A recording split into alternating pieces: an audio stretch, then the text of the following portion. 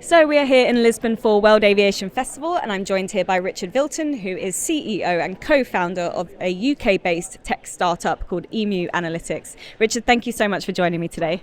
Thank you. So what exactly is digital twin software, and how can this technology be applied to airside operations? So digital twin means different things to different people, but primarily it's a piece of software that is a digital representation of a real world place or thing, and it's typically fed with data from real world operations. In the case of what we do at Emu, it's very much about the movement and position of things. So it's data about the movement and position of aircraft, ground vehicles, any airside asset that might be tracked, and bringing that data together in a digital analytics environment to really understand what's going on an airfield.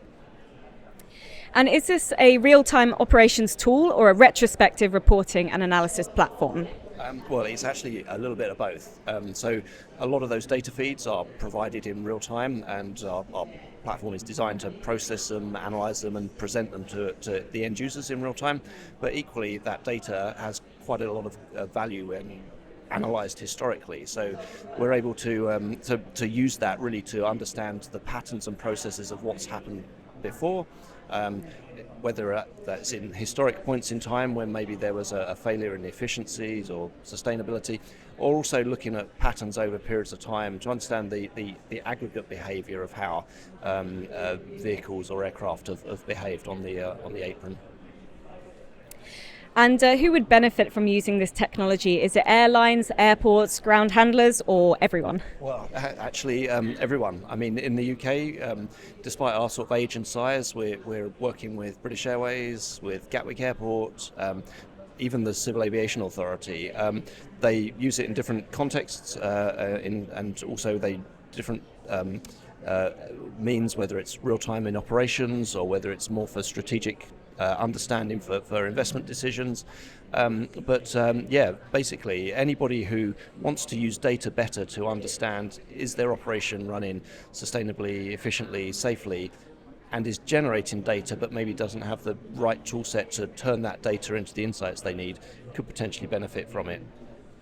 Congratulations, there's some really good names that you just mentioned there. We're very, very pleased and very proud to be working with such sort of illustrious organisations. I mean, it's probably worth giving a name check to British Airways. We went through their Hangar 51 Innovation Accelerator a few years ago and have continued to work across the IAG group, and that's really opened a whole load of doors for us in the airport space as well. And we're here at the show to sort of see if we can reach even further afield. Fantastic. And can this technology really help improve OTP and turnaround times, would you say? Well, ultimately, yes. I mean, if it provides that real-time situational awareness to operations teams, they understand where everything is at the right time. For example, inbound aircraft taxiing to stand, where are all the ground vehicles that are going to support that turnaround process? Understanding, are they in the right place at the right time? If they're not, where are they and when are they going to get to the right place? All of that information helps an operation and an operations team optimize that turnaround process and ultimately improve OTP. Absolutely, knowledge is power. Exactly that. Now, what sort of data might an airport or airline want to incorporate into a digital twin, and where would you get all of this data from? So we bring in multiple different data sources. One of our primary ones, we work with an ADSB data provider that provides a lot of the positional information about aircraft. That's obviously derived from GPS and other technologies. We partner with Plane Finder, which produced quite a popular app for identifying where planes are.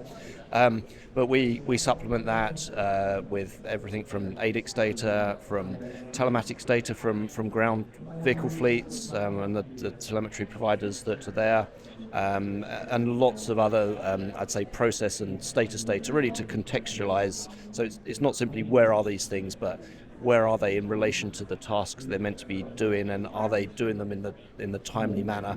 And if they're not, alerting the right people to the fact that there is a problem that probably needs intervention. And how easy is it for all of these organisations to share data and use collaboration tools, which is such a key word in this industry? Yeah, I mean, Technically, there's some challenges, but most technical challenges are surmountable if you apply the right mindset to it. There's obviously the commercial and administrative constraints of sharing data. I think the key really is to ensure that anybody that is contributing data into an application like this is a beneficiary of the insights that come out. So I think everybody is aware that collaborative activities benefit everybody. It's just finding that sweet spot where there's no sort of sensitivities about the commercial value of anything, but it's definitely doable. We know that airlines, airports do collaborate, and it's just really a case of further expanding that collaboration and proving the benefits that more singular data analytics view of the world brings to all parties. And what future thinking initiatives might be aided through the adoption of digital twins? Could they aid the advancement of dark airports and similar concepts?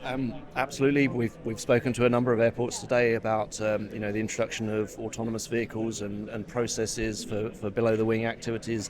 An airfield is a complex environment. As these technologies are brought in, they're going to have to work around and interact with human operated technologies, and the value of a digital twin in all that is really giving that singular view of both the newer autonomous processes and technologies, the more traditional ones, plus aircraft and the like, and really sort of giving that singular view of the truth of what's happening, and also to potentially bring in some of the safety aspects of are these things in the right place, and if are they potentially introducing a safety risk or not?